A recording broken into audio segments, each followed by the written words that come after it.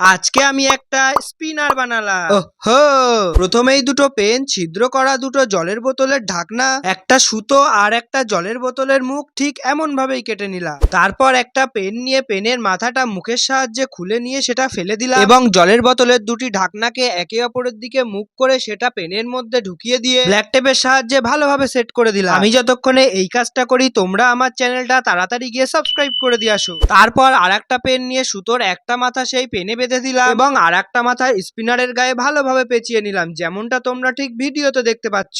এখন পেন দুটোকে নিয়ে বোতলের কাটা অংশের সাথে ঠিক এইভাবে সেট করে নিলাম এবং সুতোটাকে ভালোভাবে টাইট দিয়ে নিলাম আর তৈরি করে ফেললাম হোমমেড স্পিনার। এবার এটাকে ট্রাই করার পালা। তার জন্য একটা ফাঁকা জায়গায় স্পিনারটাকে চালিয়ে দিলাম আর তোমরা দেখতেই পারছো স্পিনারটা কি সুন্দর ঘুরছে। এটা তো আমার বেশ মজারই লাগলো, তোমাদের কেমন লাগলো সেটা কমেন্ট করে জানিও। এই ভিডিওটা ভালো লাগলে অবশ্যই লাইক করে দিও। রাধে রাধে।